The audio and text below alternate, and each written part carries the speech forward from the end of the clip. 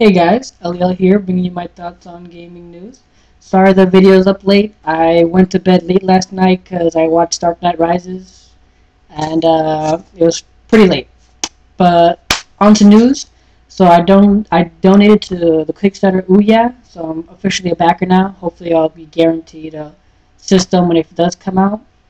And there has been an update that the developer of Robotechie, Robert Browning, I think it is, and he's gonna make an exclusive game for the Ouya, and it's gonna be a prequel to the game he's developing, Human Element.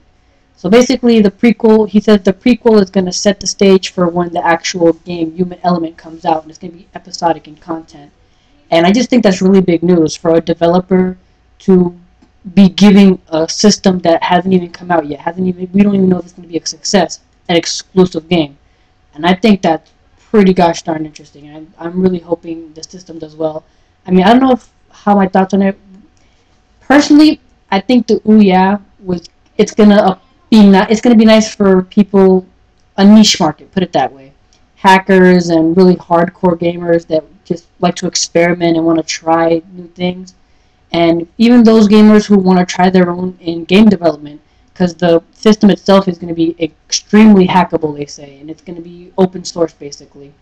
And I really think it's going to be a system for a niche market. Will it be successful, like really successful? I really don't think it will. I mean, that's just my opinion, but I don't know. I just don't see it blowing up the way some people might think it is.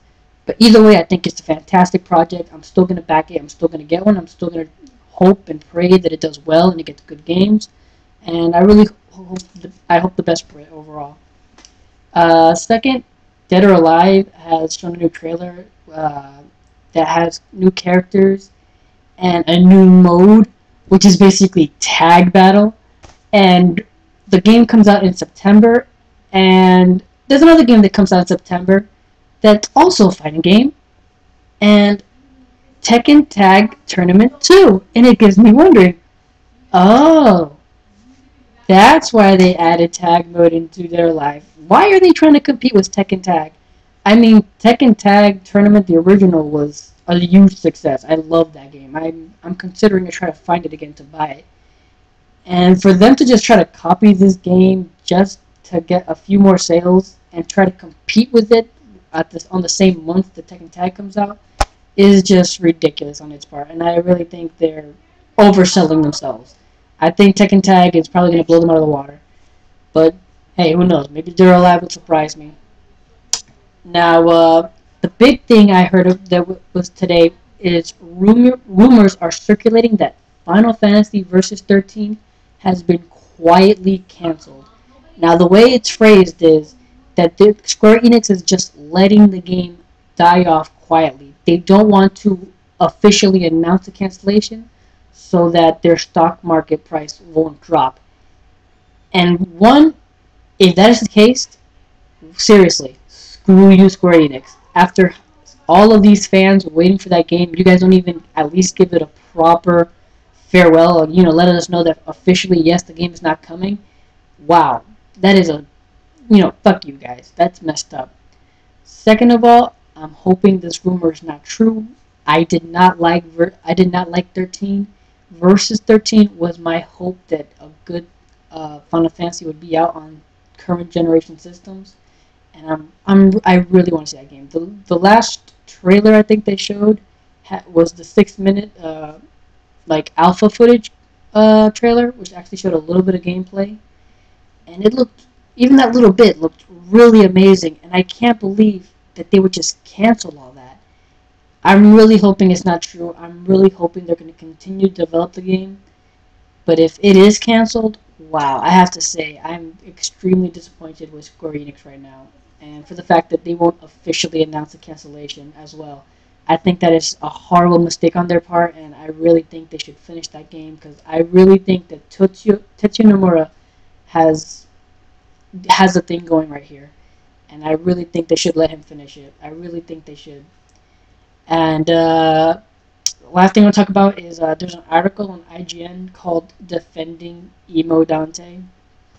and it's basically saying that fans' reactions when they first showed the game were basically he was complaining that he's the writer is complaining about the fans, the community around this game.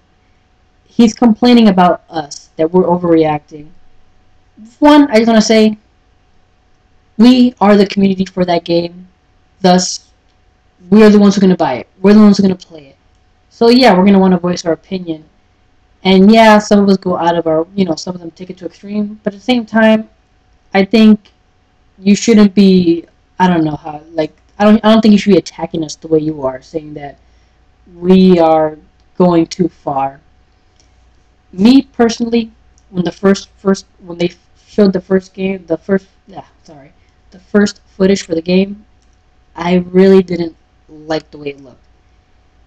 The writer said that the Dante carried the same characteristics of the old Dante, which was the way he dressed, his attitude, and the way he fought, basically. And I can tell you right now that in the original trailer, none of those applied. Because one, Dante, he's like cool, he's suave, he's very, he knows what he's a badass, and he can go for it. He's very suave about it. The first impression you get off the new trailer, the original trailer Dante was he was an angsty teen. He didn't look cool. He didn't look suave. He looked emo. I'm sorry for people who are emo. I'm sorry, but he looked like an anorexic crackhead. And second of all, the styling of his clothes, I really could not care less what Dante looks like. Some people were complaining about him not having white hair. I really couldn't care less about the white hair. It was more or less the way just like his face looked. He looked too decrepit and skinny and too angsty, and it didn't really fit the motif of him being really like suave and cool and like just all around badass. And third, the gameplay I would think he was mentioned is the original Devil May Cry was super fast paced, super like dynamic combos and all that. The original trailer with Dante was extremely slow. I mean, the gameplay, it wasn't gameplay, but it was like a cinema. It looked extremely slow. It did not look like Devil May Cry at all. So, in those regards, I think I think we were right in our opinion that the game did not look well. Now, with the new update, the new Dante, how he looks now, I think looks much better. He no longer looks like an anorexic. He no longer looks like, sorry to say, emo. He looks like, I know he still has that angsty, cocky attitude, but that's fine. I can look, that's what he had at Rem then. And the gameplay is sped up a lot more, and it looks like classic Dante Devil May Cry. The gameplay looks a lot more fast-paced, and it looks better to me. And I'm really hoping the game turns out well. Like I said before, I am excited for the game now. At first I wasn't, but I now am. I mean, I understand the editor's opinion that the community backlash was a bit much. But at the same time, the change to Dante was, at first, was way too much. He looked way too much like a disgruntled little teenager. When the Dante we know is a cocky, awesome, cool son of a bitch. We want that cool guy. We don't want this angsty kid. And that's what the original DMC character Dante looked like. Now he looks better. Now he looks like he should have been. And I'm really hoping for the game now. And that's about it. You guys take care. Remember, I'm just a gamer, alright?